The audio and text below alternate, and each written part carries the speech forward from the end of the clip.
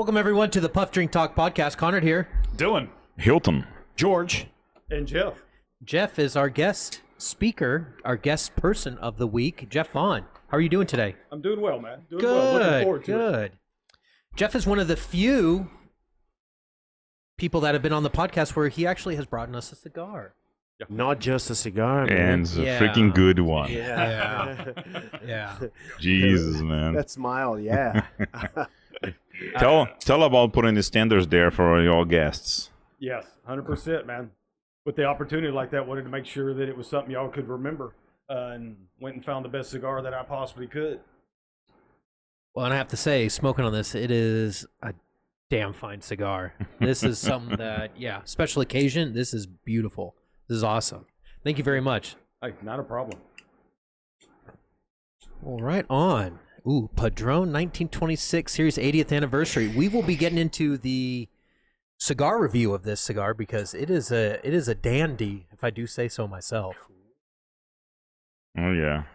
Dandy. What say you, Dylan? I like it. I love it.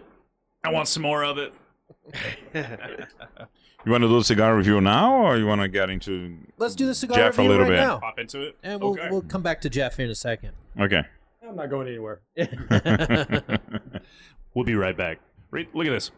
So, I don't want to read the tasting notes, but this last line, it's made with some of the company's oldest leaves by only one buncher and one roller, who create 300 cigars a day. The guy can do 300 cigars a day. Impressive.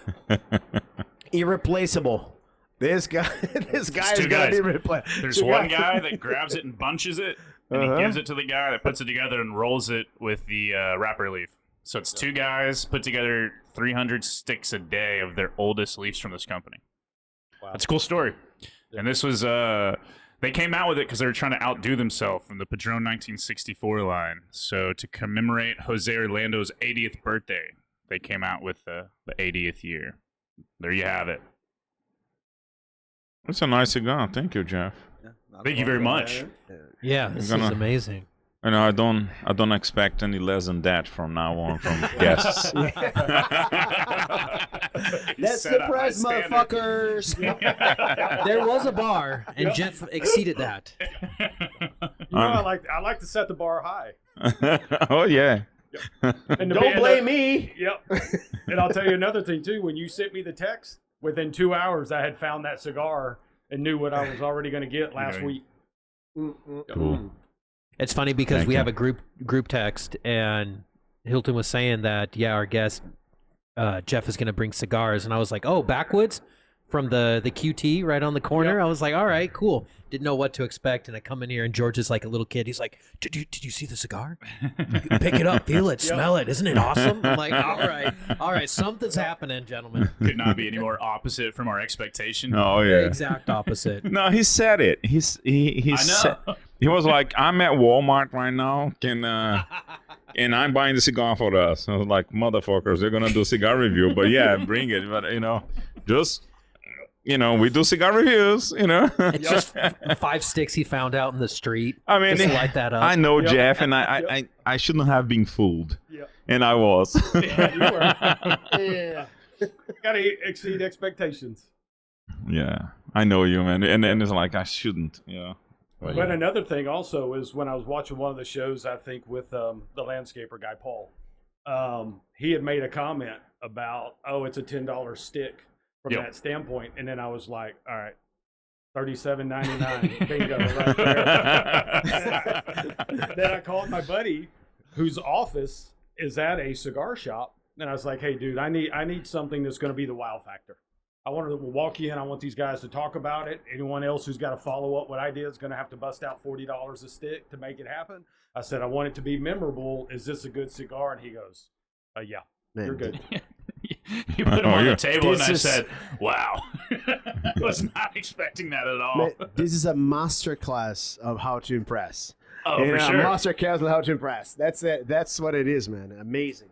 It's incredible. You've seen my portfolio. Oh yeah. So Oh, it's yeah. No, the same thing. It's yeah. the same thing. Those ones He doing. does the shit. Yep. Just pull that microphone a little bit closer to you, please. Do you think this red shirt is by chance? Huh. There's No, he's way. always. Fool I me. mean, this is his working shirt, man. You know, he's coming off of work, and that's what he wears. It's like a nice, you know. Yep, and it stands out too. So when It you're on does. TV or anything Oh, like yeah. that, it pops a little bit. Yeah. Jeff's ready to take on the bull with that red shirt. He's like, "Come on, motherfucker, Oh, I yeah, got yeah, you. yeah. I I got got you." I'm going places. Well, Jeff, let's talk a little bit about you. So, what do you do? What excites you? What motivates you to get out of the bed in the morning? What's going on? I will say more than anything, family is what really motivates me. I have That's awesome. been married to my high school sweetheart. Met her when I was 12 years old. Wow. No way. That's good for cool, you, man. man. Still sleep in the same bed. I don't sleep out in the doghouse or in the garage, so I'm There you doing go. something right. Just on some nights, right? Just on some nights, yes. I assume that Tonight neither, maybe one. Tonight maybe one. I assume that neither does she, right? Yeah. She's still No. living in the bed, right? Yep. Okay, yeah. Yep. You never know. So I have my son is 25, and then my daughter is 18, and so blessed, two very wonderful kids, very intelligent, very smart. Work-wise, I own a roofing company, and I actually own a construction company.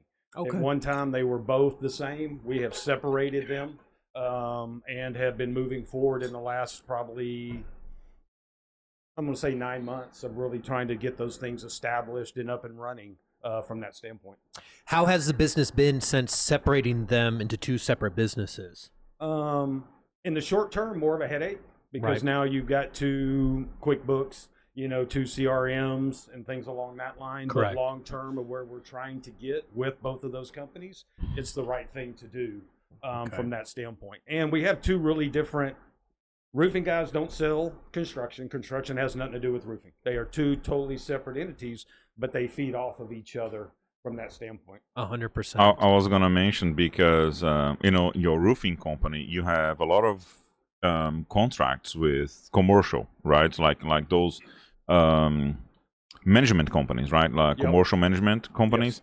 And then your that's your roofing business. So on your construction business, it's a custom home business.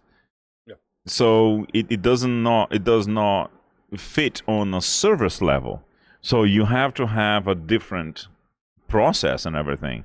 Yes. So navigating that, those two worlds, you have a business partner. So Yep. So And that's what he how do you does. navigate that? Basically having great infrastructure and a great team from that standpoint. My partner's built custom homes for probably over 20-something years. He's also done commercial roofing all over the United States with some very large GCs that he's had contracts with. And so went to high school with him. And so we reconnected and everything and said, hey, let's start moving this direction and see what we can turn this into. It had been a very small construction business since 2001. And basically we came together to figure out what can we do to really try to grow it and expand it. And, I got out owning a business almost 15 years ago and said I would never go back into being. Let's all be honest. You ever owned a business, you're wearing multiple hats. It's not Absolutely. always rosy and fun from that standpoint. And there's days I wake up going, I left where to come be an owner again? So it happens, but I'm excited about our team. I feel one of my strengths is bringing people on board and taking care of them and giving them what they need to be successful. And so being able to manage that is really just let your team do what you hired them to do and don't micromanage them. Now, you've got to hire good people, and we've been very fortunate with hiring very good people that have been with us, some in the short term, and some of them have been with us for the last 10 or 15 years as this company has continued to grow. Yeah, I've met quite a few people that work with you. I think Matt is a sweet guy. Eric is a very nice guy also, and the other one I think is Adam. Is his name Alan or Adam? Adam. Oh yeah, Adam. I met Adam's Adam. cool. Yeah. Yep. He is also Sharp very guy. sharp. Yep. He is a very, very sharp guy. So you and of course you have Jamie, you have probably Yeah, but we more like to see people. other young blood out there in the company. Yep. That's We've what I feel like hired- Adam brings to the table. man, does. He's a go-getter. Yeah. Yep. Jamie is too, though. Jamie is a real go-getter. Yeah. I've very spent so blessed. much more time around her. Yep. Very blessed, very knowledgeable. And I love the fact, too, that it's a woman walking in with her knowledge and to be able to control a room, stuff like She'll that. command Yep. anything to do with construction. But so. she's on construction, and then I think Eric and Matt is on the roofing. They're on the roofing side. Yep. Yeah. Matt and Eric have been running the roofing company. Yeah. I have spent most of my time on the construction side with the remodels and swimming pools. Now let's talk about swimming pools, because you don't do Regular swimming pools. regular ones, right? So you do nice ones, right? We do. We just designed a $300,000 swimming pool in the shape of a dragonfly. Oh, that's cool. Shut up. Are you serious? Yeah. No way. Yeah. Now, again, I'm not designing it, but I have an engineer who builds all of our swimming pools. And I was just actually, when I was buying these cigars yesterday, he was in the cigar shop finishing up the drawing. And it's amazing. The tail is 3 different levels, and then you have the wings, which have seats in them. So it's not a hot tub, but it's almost like a hot tub area. Then you've got the body, which is about 4 to 6 feet deep, and then the eyes are actually the hot tub. And Oh, it's that's red cool. tile. That's cool. It's pretty badass. Man, different folks, different strokes. Yeah. You just need to have money, and you can do some cool shit. Yeah, exactly. It is. It is. Well, let's the elephant on the wall, in the room, so to speak, is in Austin. Last time I checked, and this was 3 years ago, there's more millionaires that live in Central Texas than anywhere else in the United States.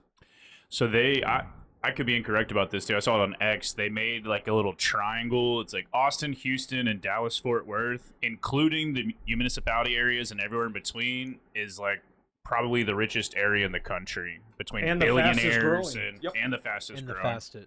As of 6 Because months everyone's ago, moving here. in the growth area and all the big corporations, which is why they're building all these big buildings and everything, is what's coming here. So it's been amazing. So if you're in the right area, the growth here is absolutely amazing. But if you're in the industry that we love working with those people. It's not about the budget. Are you the person I want to work with? Can you provide the service and perform what I'm looking for, which is the best part. Money is the 5th thing on the topic of conversation. When most people, money is the first thing you want to talk about. Right. And I always say this too: you get people moving here from New York, California, all over the place. They get in their neighborhood, and the only thing they have to ask a neighbor or go online. They don't have anybody to refer them to a company. Yes. So you got to do something to stand out in those neighborhoods that you want to be in. But once you do enough, that word of mouth over there, you're the guy for that area. Yep. So that's what you want to do. I was fortunate enough to work for Crystal Clear Pools and Spas. This was probably 8 years ago. Owner was phenomenal. Started the business back in the 70s. All we did was clean swimming pools. When he sold the company for X number of dollars to a bunch of billionaires that came in about 3 years ago, one of their comments was, out of the 500 richest people in Central Texas, 450 of them are in your CRM. That's incredible. It was amazing. Nothing I did, but I walked into some properties where I was escorted by an ex-Delta force. I had to do a background check through the FBI. You had to do a retinal scan to get on property. To get on property. In Austin? In Austin. It's incredible. Jesus Christ, man. That's great experience for you at that time, though. It was. Being in those environments. The first time I walked in, dude, I'm not going to sugarcoat it, dude. I had no idea what to do. I'm walking in, dude. I pull up, dude. The driveway's more expensive than the house I live in. I went through 3 checkpoints to get to the neighborhood.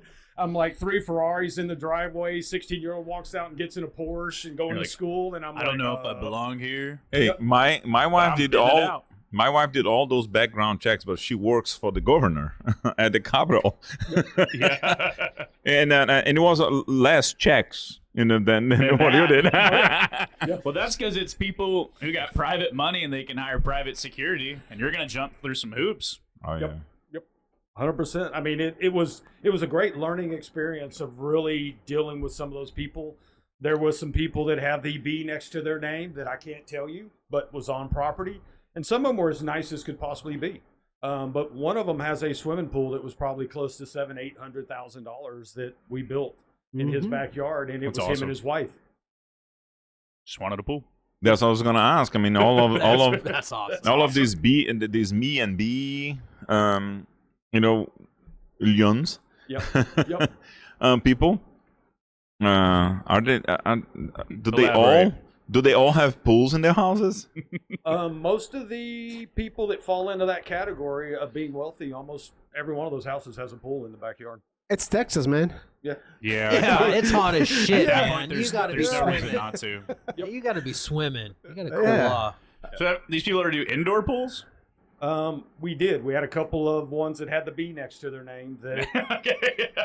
There you go. there's a couple of lap pools in some people's houses, and that's not a normal swimming pool. It's a lap pool.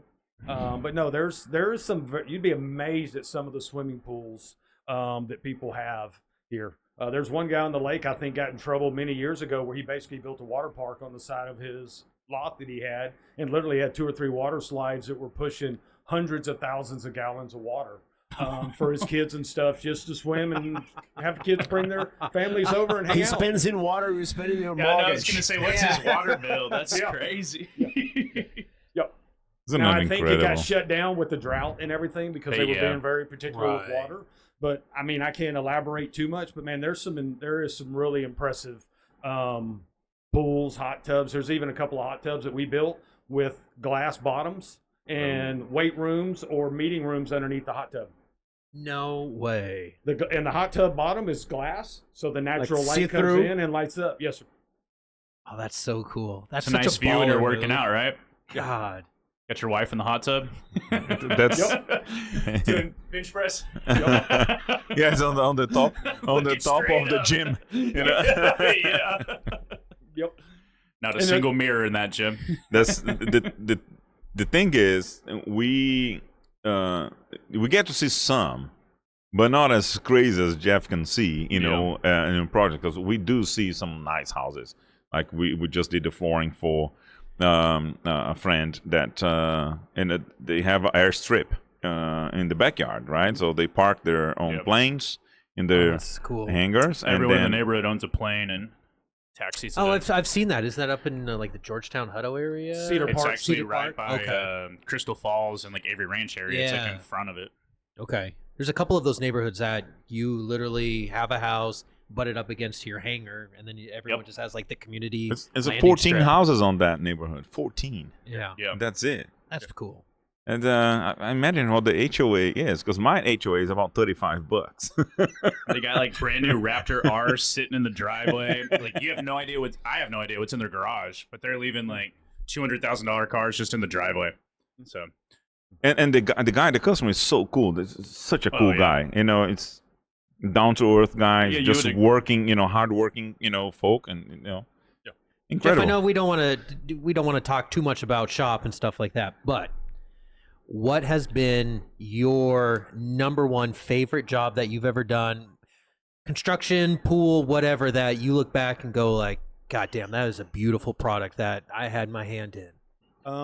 It has nothing to do with construction, to be honest with you. I used to be a part-time scout for Major League Baseball for about 12 Damn. years. Son of a bitch. All right, well, I know our next topic. Yeah, okay, yeah. So, you know but what? let me be Before very- you start, Charles Caudillo, and then he's like, get him to talk about baseball. I have no idea, Jeff. All right, yeah. I got Now my let me son's let 10, me clarify. I was a part-time guy, did not get paid, but I had the opportunity and perks and worked for the Nationals. So I just like to be very clear. I was not a paid full-time guy, but I still got the opportunity for 6 months to go watch college, pro baseball, high school baseball, some of the best talent in Texas. God damn, that is That's awesome. That's Yeah. so cool. My son is 10. He goes to the Round Rock Baseball League right over here. We've tried we were going to do select ball, travel ball. Just the commitment is too much for us right now and stuff like that. But he's growing into a lot of his different positions, and he's got an arm, and Got a big arm. he's got a big arm for 10 years old, and he's got a heavy bat, so he can swing that damn thing. So That's awesome. Awesome. I'm not a fan of select, so I'm not going to say that you maybe didn't make the right decision. right, I've gotten a lot of arguments with people over the years. We got to play select. We got to spend all this money. And 9 out of 10 of those kids in any sport aren't going to college. Right. They're going to spend $50,000-$60,000 over the course of 5, 6, 7 years, and you still have to play for college. yeah, exactly. Yep. Well, that was my thought on it too. Okay, good. I'm glad.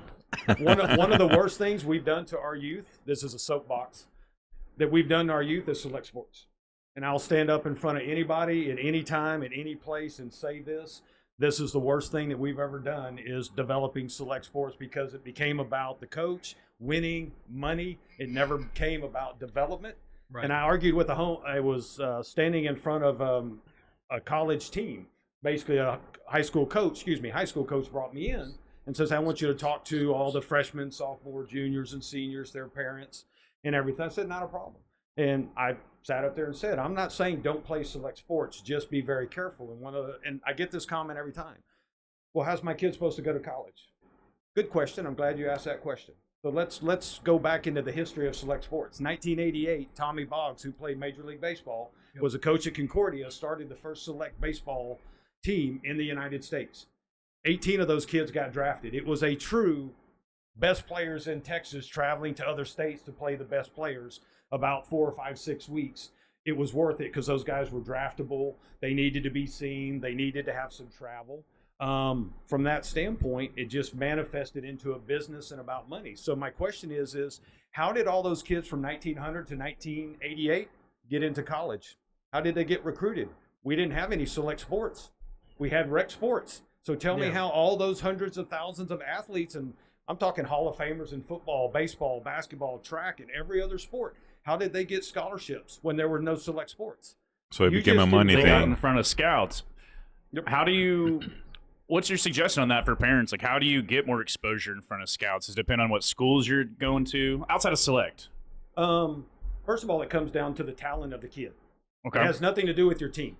Okay. I don't show up to recruit a team. I show up and go, that pitcher's 6'4", 240, and he's 96, 97 with a freaking hammer and a plus changeup at 18 years old. That kid's got something. Genetics have a lot to play into that, especially with football, Genetics and talent. basketball, every sport. You got to be tall. You got to be strong. And the other thing is there's junior college, NAIA, there's D3, D2, D1. Only D1s have the budget to drive around and watch. You're speaking my talent. language now. Yeah. So now you go around and you've got a kid traveling to Atlanta, Georgia to play baseball. He's not even good enough to play at a Division I school or a D2 school or a D3 school, but he may be good enough to play at a junior college or maybe a D3 school if it fits the budget. So those schools don't travel. They don't go recruit. So if you're a D1, I understand there may be a little bit of travel, but here's another thing. If you're a D1 ball player, you don't need to come to me. I'm going to you. It's that kid who's that JUCO D3, D2. That school, Tom Penders at St. Ed's many years ago, he wouldn't even go recruit until the recruiting season was over because no kid woke up going, I want to go play baseball at St. Ed's until no one else is recruiting you. And you still want to go play college. So usually what I'd say, if you're a D1, you don't need any help. You don't need to pay anybody money. I already know who you are. So does every other major league and D1 player in the United States. Because the word goes around and then people just go and see Look, that exposure. player. Yeah. Let me throw a couple of thoughts here because I work with athletes, student athletes. That's what I do. Love it. From Brazil. From Brazil, yeah. And it all depends on the sport, and the channels. Like we have 50, 100 agencies in Brazil facilitating this process. And I help them too, and right now we have student athletes in D1, D2, D3, and in junior college, and when you talk about college, we think about competitive sports, but the majority of athletes, they are actually not in the varsity. They have like league B, C, D, E. They don't technically play tournaments, but they have internal tournaments because everyone wants to move up. So the whole system works because of this. In tennis, it's spread out, and then you have the agents helping the specific, your manager dealing with the coach, dealing with specific agencies that facilitate the process. I know there is one in Colombia. There is all over the world. Just for you, Conrad, to have an idea, okay? So I'm helping out one particular student who's applying for like 15 universities, and he has the talent and their ranking to be in D1, but then it's going to be a weak D1. So you have also this, sometimes some D2s are way stronger than many D1s. So, it's all about the opportunity. If you're going to have, for example, you're good enough to be number one in the team, in the tennis, number one, and your ranking would put you in D1. But then you have full scholarship now with a lot of sponsorships coming out, so you're going to have a big change now that they can be paid. There will be a big change in the way things are organized, and probably many small, like not as popular sports, they will lose probably, money on that. And then I think most of the money from most universities will go to probably 6 or 7 sports. Yeah. Unfortunately. Yep. That's what it's. That's what's The biggest success story that I had, there was a young kid, I won't say his name, went to Anderson High School. Left-handed pitcher. He couldn't break that TV screen from here. If I gave him 100 baseballs, he wasn't going to break it.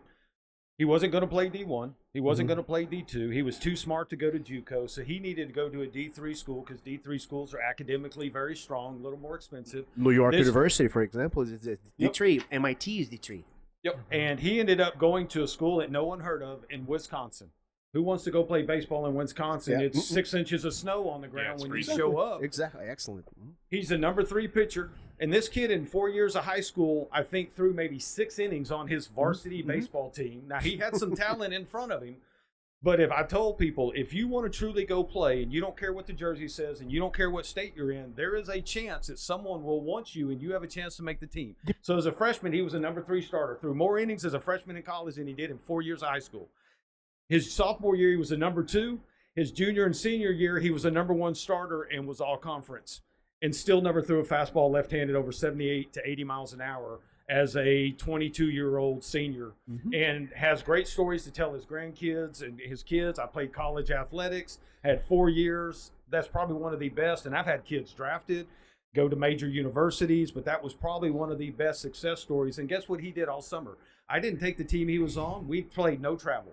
We played in Central Texas. They slept in their own bed. We got him playing time. Yep. And I said, where do you want to go to school? Who do you want to play for? And then I called the coach and said, look, I've got a young kid that will fly up there to see you. I think it's worth you taking some time out of your day. If you've got a camp, I'll get him to your camp.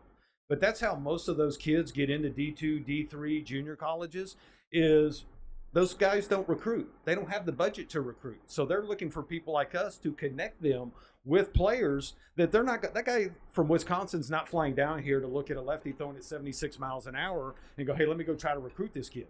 But this kid wants to play college. He jumped on a plane with his parents and flew up there. Another story, I had a catcher from Hayes High School. I sent him to 10 different colleges in Texas, 0 scholarships offer all junior college. Told him to take 2 days out of school.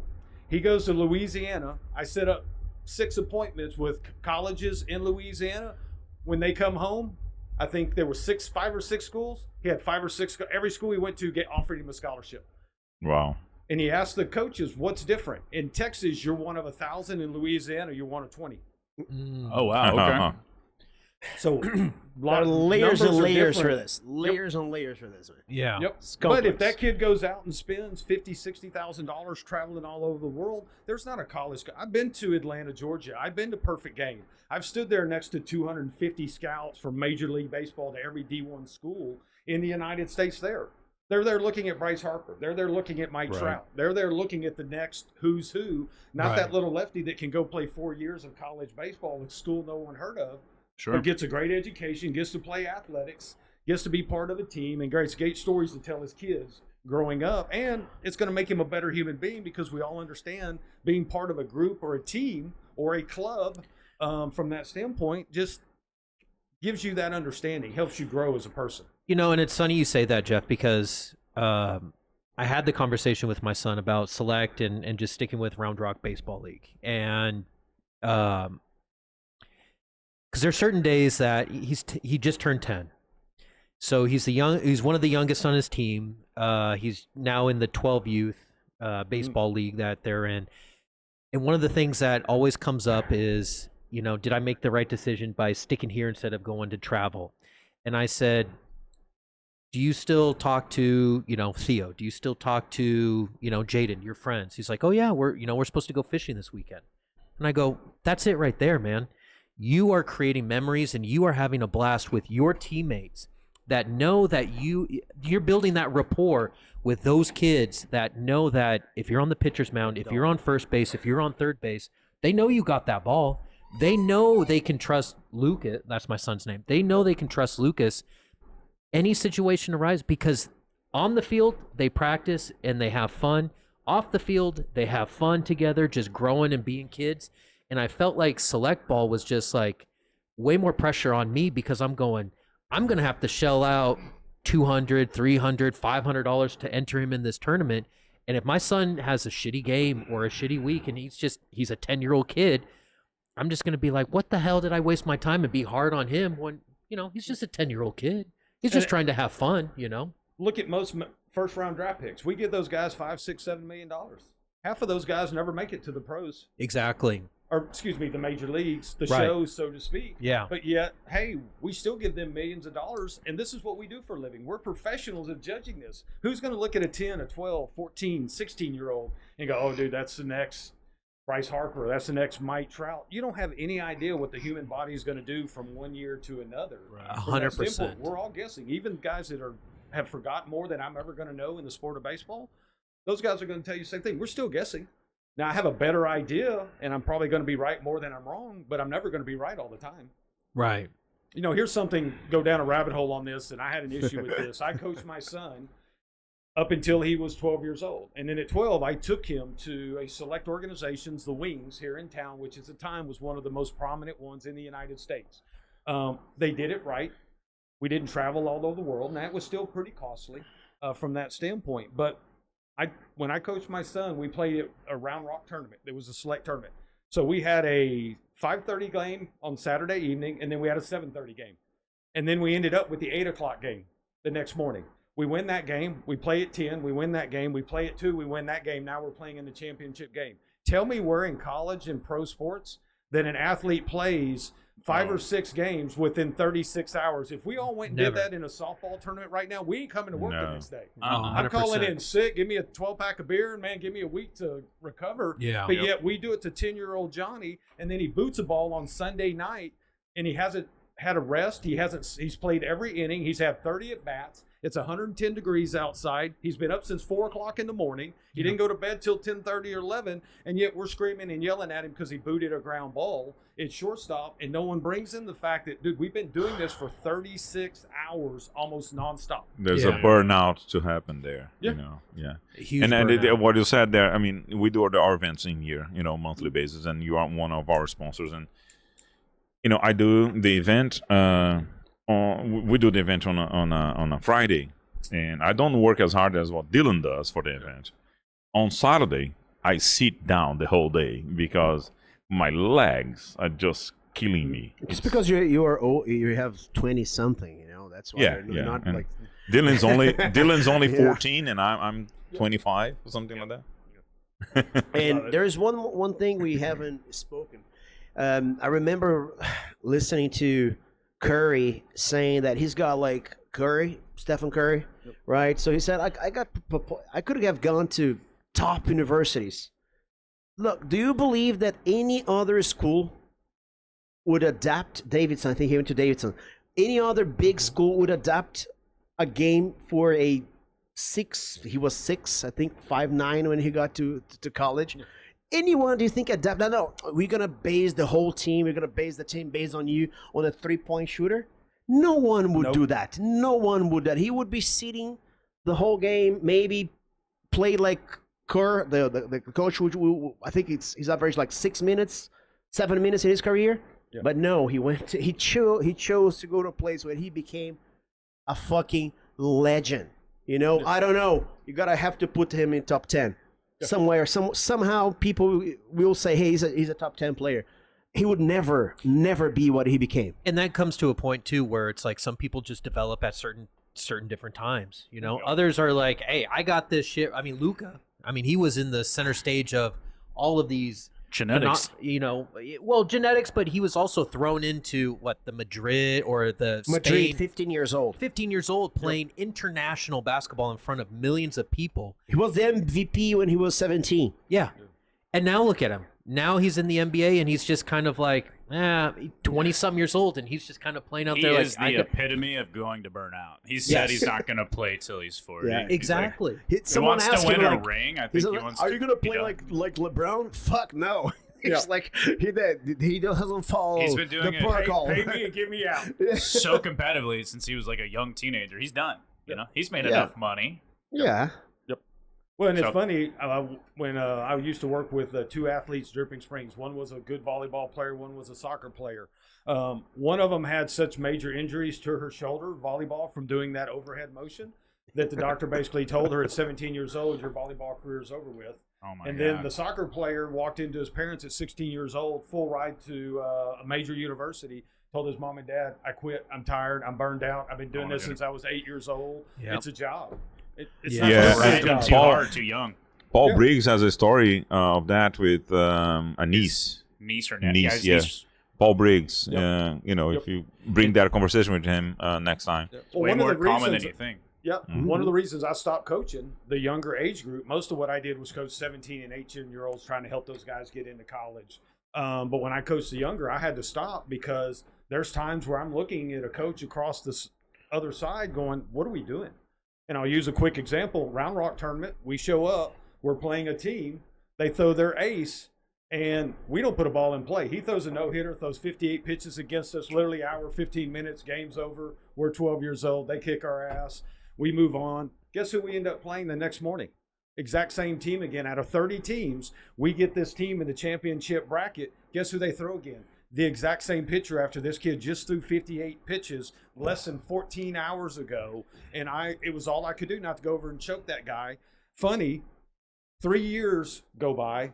My son's playing for the Wings. We play a team called College Station 12 out of College Station. All those kids are playing for one of those teams. So I go over and start talking to one of the players or one of the parents, and I'm like, hey, man, we used to play y'all this and that. And Sure. they remember. And I said, hey, dude, y'all had this big right-handed dude, and he threw gas. Oh, yeah, he's already had 2 arm surgeries. He doesn't even play baseball anymore. Yeah. So a kid that Yeah, may have that had a sucks. chance, you've already ruined him. He's not even 14 years old. Yeah. You went through the physical Yeah. abilities of a young kid. Yeah. Yep. Yeah. Yeah, and I get it. It's hard because the system tells you've got to play so many games in a short period of time. You know, that one time, our whole goal as a young team was to make it to a championship game in Round Rock. Well, we had played 5 games. I didn't have any pitchers. I'm looking at parents going, whose kid do you want me to hurt? Yeah. So I'm throwing 2 Yep. kids that never pitched. The other team we're playing through all 3 pitchers that pitched the day before and had already pitched that day. We win that game 24-25, and literally I threw 2 guys that never pitched. I told the parents, I said, y'all can fire me. You can kick me off. You can tell someone else to coach the team. I'm not getting someone's kid hurt. If y'all want a $5 Yeah. plaque, I'll go buy you one. Yeah. Yeah. I mean, it's not worth it. It That's isn't right now. worth You're it. doing stuff other people won't stand up and do. No. And that's not roofing. Yeah, well, it's about passion, and we have it. You see the difference when someone is passionate about something, man? Yeah. It just is smooth, right? And also, I think every sport has its own structure. You know, Agreed. for example, in soccer, if you pick up all the leagues in the world, you can predict. Like, if you know a little bit of soccer, I can predict with 80% of chance that I know who's going to win. Who's going to be the top 4, for sure, top 4. And then those teams, they have a structure. So you're going to send players. You got to understand the structure of those 4 teams. Yep. Then you have the intermediates. You know, they prepare players. If they succeed in intermediate clubs, they move to top clubs, you know. Yep. So where are you sending these athletes? Do they have what it takes? Some players, there's a famous soccer player, a Dutch player, that he would never, ever fly. Maybe one of the most skillful player I've ever seen in my whole life. Of course, it is limited. But he said, I'm going to play here in the Netherlands because I know I'm going to play here. My family is here. He didn't want to move. He preferred to be there. You know, family was already wealthy. So why? You know, like, for the fame, I understand. But are you willing to pay the price for the fame? There is a price for that. Yep. How much do you want to play? What is the trade-off? That's the thing. You know, and Jeff, you said it too. It's the stories, the bonding, the opportunities that you are going to have, you know, later down in life. You know, after practice the other day, my son and his buddies were talking about. My son loves fishing now. He's addicted to fishing. Right now, he's fishing with his uncle, and he was just talking about fishing with his buddies, and he's like, guys, what if we catch like a bunch of fish and we become like fish farmers and sell fish at HEB. And I was like laughing at it, but and the parents and I are, we're all kind of laughing, like listening. And I go, well, shit, what if they do open up like a fish market, selling business and do something when they get older? How many business happen this way, man? But exactly. They drop school. They are growing up together. They're doing something that they are passionate about. And, and it's just fun to see, kids being kids. At the end of the day, that's what it is. It's just kids being kids. Yeah. And One dreaming. of the things, and parents won't let that happen anymore because they feel like, well, those kids, 4 or 5 kids are terrible. My kid can't get better with those kids who aren't very good. And again, I go back to before select sports started, really 1988. Where did all the best players in every sport come from? Rec. So go to college. Guess what? University of Texas. There's 30-something people, 32 people on that roster. Only 9 are playing. So that means those other ones aren't good enough to play.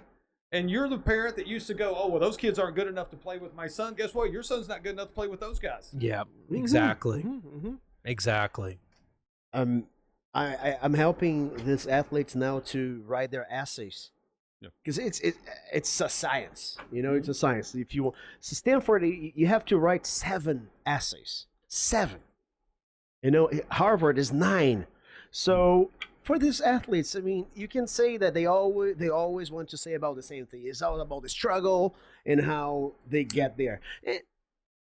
It all depends. What do you want? What the school wants from you. So when there is no match, man, I think the camaraderie is the most important thing in sports. I say, if you can send your kid to a varsity, send it. Even if it's a junior college, you have friends for international students. You have friends immediately. You have friends who don't go out. They won't go strong part. They will do, but they will know. They will measure when to do it, and it's a kind of a cutoff. Lots of curbs.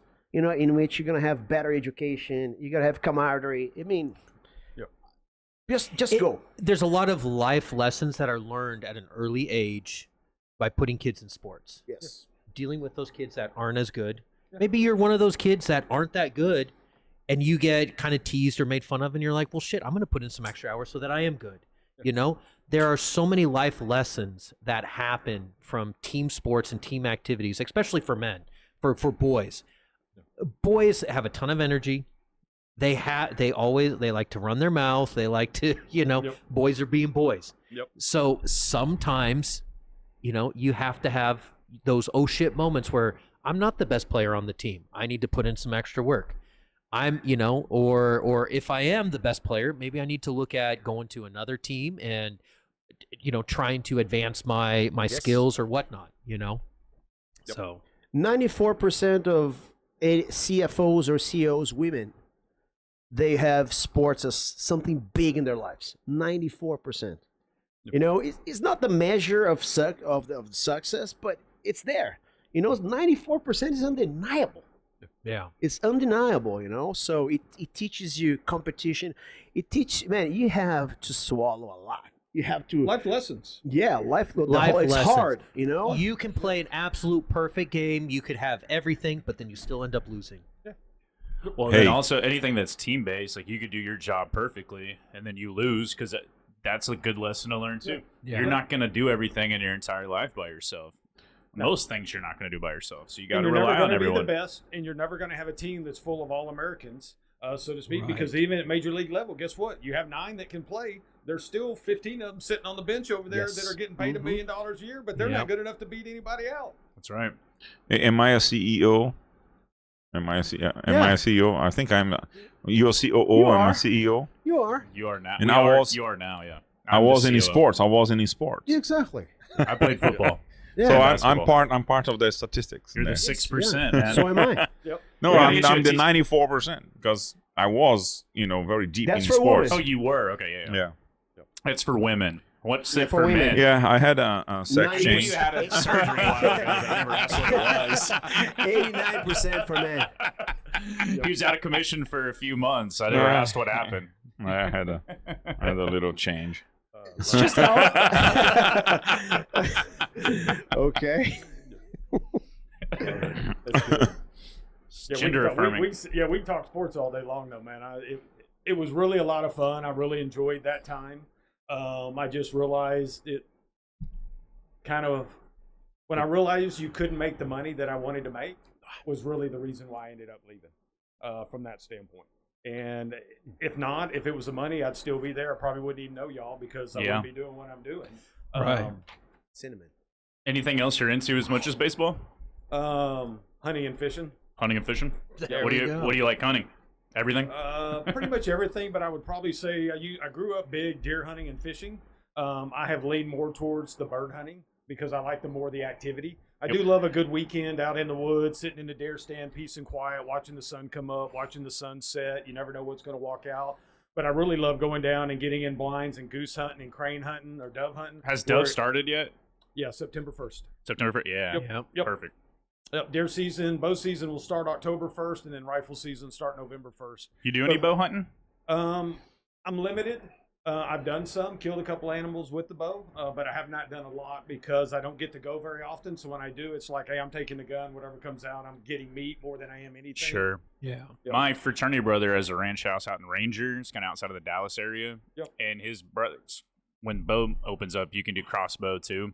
Yes. And so they have one, and they tried it out, and they said honestly they feel like it's more humane to just use a rifle because the way the bolt, like the head opens up, the entrance wound, it got hit in the shoulder. It was like this big. The backside, his shoulder was gone. It was like almost that big a bolt from a crossbow. Yeah. It's insane. God damn. No, they're very powerful compared to a bow. I'd never seen a picture of it before, but it's incredible how much energy transfers. Yep. It's insane.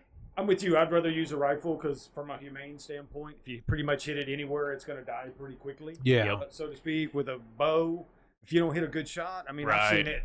Animals running through the woods weeks later with an arrow Sticking out. Yeah. And then hog hunting too. A lot of people go out there with an AR-15, and if it's a big enough hog, those have so much speed, the velocity, it'll rip right through the pig if it doesn't hit anything major. And they have so much fat, it'll close the hole, and they won't even start bleeding. And they'll just keep running around it. It's insane. Yeah. The way you have to learn all of that, you know. So I go out there with the 7.62. That's how I shoot the pigs. How do you? What's one of your favorite deers to hunt? I would have to say whitetail. Whitetail. Eating, I would say axis. Axis is most people's answer. Axis, yeah. But let's be honest, I've eaten both. There's not much difference between the two unless you've eaten quite a bit that you're going to be able to tell the difference. Right. I'd rather, if I'm getting meat, I want axis. If I'm going hunting, I'd rather go whitetail hunting. Not that I'm looking for what's the biggest thing I can put on, but you never know what's going to come out when you go to some of these ranches to go hunting. For sure. For sure. But the bird hunting I love, I'll use a goose hunt that we went on 2 years ago. There were 4 of us, and then we had 2 guides with us. And we went down there the first time. We told the guide, hey, look, we don't have the kind of money where I can just book a weekend every weekend and hope the birds are here. So what we're going to do is overpay you. And then if you don't have anybody in the lodge and the birds, I just need you to call me at whatever time. And just tell us you need to be here at 2 o'clock in the morning, 3 o'clock in the morning. We'll jump in the vehicle. So anyway, we get a phone call at 7 p.m. He goes, dude, 20, 30,000 geese are in the field. You need to be here at 3:30. I call my buddy, 4 of us. We all hook up. We drive down there. We're in there. By 10:30, we had killed 82 geese, burned up 2 Benellis, went through probably $1,000 worth of ammo. And, dude, it was epic. I mean, you close the blinds. 2 minutes later, pull. You open up, and it's just thousands and thousands of birds everywhere. God dude. damn. It's awesome. I got a question. What is the type of hunting that you need to have the tag thing? Pretty much anything in the state of Texas. Yeah. Okay. Even hogs, you would need a state license. Okay. But if you're doing like crane, there's a certain permit you need for crane. For duck, you need a certain permit. But I'd lean more just towards the bird because there's more action. Yep. I've still showed up on a hunt, and it was just a pretty morning in a field and saw nothing to shoot, and still loved it. But when it is action-packed, man, it's just you're loading and shooting as fast as you can for 4 or 5 hours. And, man, if I'm going to pay for something, that's what I want to do. That's what you want, yeah. Yeah. And what do you do with the catch? Turn some of it into sausage, and then the rest of it I usually turn into little fillets and everything, because really you just eat the breast. I will tell you, a crane is what they call the ribeye of the sky. If I kill the crane, I won't say next to Hilton steaks. You saw me going to say that. I won't say next to Hilton steaks. But most of the time, you could cook those next to a ribeye, and it's hard to tell the difference when you're tasting it. Yeah. Wow. Okay. So, Yeah. I didn't know that. Phenomenal meat. And what you don't realize, those birds are like 4 feet tall. They are. There's some good meat on a crane. They are. You get probably a normal breast is probably 2 pounds of meat, maybe 3 pounds of meat. So you get a pretty good, just on one side of the breast, you get a pretty good piece of meat. Yeah. There's a lot of meat then. Oh yeah. That We had 80 something birds that we had to clean. The best part about it is we set the lodge record. The lodge record was like 76. Okay. So not only did we have an epic hunt, we also kind of set the record. The record. Yep. That's awesome. When did you start hunting? How old are you? My grandfather took me hunting and fishing to where he used to take a rope and tie it to my belt loop and wrapped it around his belt loop. And we would go hunting and fishing, and that's how he kept up with me as soon as I could walk. Yeah. I was very fortunate. My grandfather grew up. He played professional basketball. He was an All-American at the University of Texas. Wow. Played 5 years, I think, professional baseball in the ABA before it became the NBA. Mm-hmm. But he had a lot of friends that all they did is hunting and fishing. Outdoor Life, I was on the cover of Outdoor Life with a 5-pound bass that I caught in a stock tank because they would come and follow my grandfather around and go and write articles about him on deer hunting, on fishing for catfish or bass. So I was fortunate enough to get to tag along. Great memories. That's really where I learned to hunt and fish. And again, it's funny, when we were fishing, literally there was a 10-foot gap between the rope. It was through my belt loop and through his belt loop.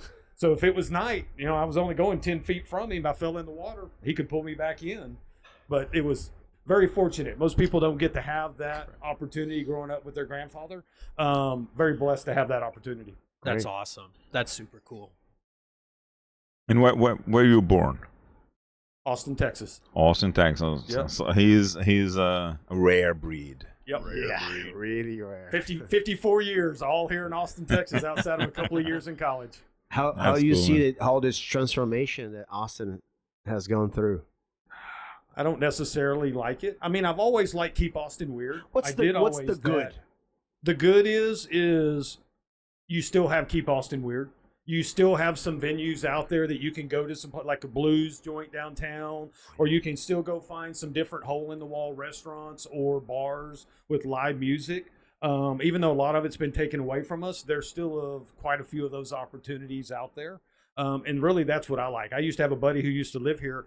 He'd call me and goes, "Hey, dude, we're going to this bar." And I was like, "Dude, where is this?" He goes, "I don't know. I just found it. Somebody told me they got some good music. Let's go drink beer, listen to a little music, and see what it looks like." And you'd walk in, and you don't know what's holding up the walls or the ceiling, and you walk out of there after Easy 4 or 5 speak. hours. Yeah, and it's like, dude, what a great – we had a lot of fun. Yeah. Yeah, Oh, really some great venue. And I grew up when 6th Street was thumping. Man, 6th Street was it when I grew up. I mean, that's Thursday, Friday, Saturday, dude. That's where we were. It was happening. We knew every bouncer, every bar, every bartender. When you're a broke college student, you better know everybody because you got about $20 to your name. So I got to get in and I got to get drunk. So how do I do that on $20? I got to figure it out. That's cool.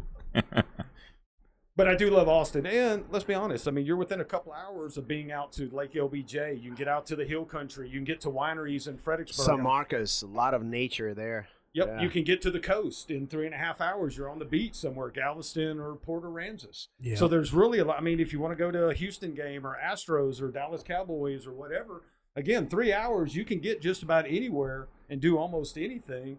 And the crazy part is you're still 3 or 4 hours away from being out of the state of Texas once you drive 3 or 4 hours. Yeah, he lives in a really nice area in Austin. So I know that. no, 'cause not Austin, like in Texas. we Yeah. drove from Austin to the Yellowstone, back Love and it. forth It's where my wife wants to go vacation next through summer. the Rocky Mountains. You know, so it took a while to leave Texas. I think it was like 9 hours or 9.5 hours.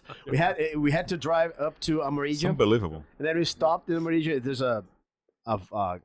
There's a canyon there, right at Palo Duro.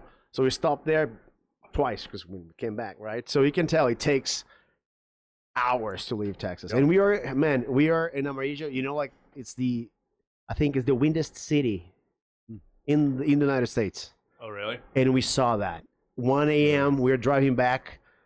They were just saying, "Oh, there'd be a hailstorm," and we were driving at 10 miles an hour. I couldn't see anything for 40 miles. we like protecting the windows and everything. It was scary, but at the same time so exciting. Yep. You know, it's nature. That the reason I ask you this question is because of that. You know, like I think, okay, we live in a big city, whatever, a million people. For me, it's a big city, you know. But you are, if you want it, in 1 hour, you are in the middle of nature, wild wilderness. Yeah, I'm a lake guy. I love the lake, even though my wife is more of a coast person. So I still will go down there, but I love the lake, man. Get a boat, rent a house on Lake LBJ for a weekend. And stuff like that. Rent a jet ski, a boat, cruise around. I mean, again, you're able to, and that's an hour and 15 minutes from my house. The wife's like, well, hey, let's go here, let's go there. Why do I want to get on a plane? Why do I want to fly somewhere? I mean, realistically, I can go up there. Now, yeah, I like going to Lake Tahoe and traveling and doing some other things, but I don't have to go to one of those places every time I want to go get away. And I can be in Lake LBJ, and sometimes I get up, have my coffee, watch the sun come up, and it's like I don't even know I'm an hour and a half from home. Yeah. Until That's it's awesome. time to go home, and I'm like, I'm an hour and 15 minutes from home, baby. And I'm like, now I know. And now it matters. Yeah. Not, I just walked into Denver Airport, and the line is 3 hours to get through check-in, and I'm like, oh, really? Yeah. I could be out in the country half of that time. Yep. Yeah. Is that a good time to end? I think it's a great time to end. Yeah. Oh my goodness. Awesome. Jeff, it was a pleasure talking to you It and getting was. to know a little bit about you. You got to come back and Yeah. do this again. We need to dive deeper into. Yeah, we need better cigar than these, though. Yeah, I'll try to get to better cigars next time, man. I'll try to up my game, man. I was a little weak, man. A little weak this time. I love the passion. I love the passion in everything you put on here. Loved it. Well, thank you, man. I appreciate it. This was fun. Yeah. Well, with that, we thank you very much for tuning in and joining us with our fantastic guest, Jeff. Tune in next week. Signing out, Conrad. Dylan. Hilton, George, Jeff. subscribe. Like. Comment. share. Thank you. Thank you, Jeff. Thank you, man. Appreciate Thank it, you. guys. Yeah. Appreciate it.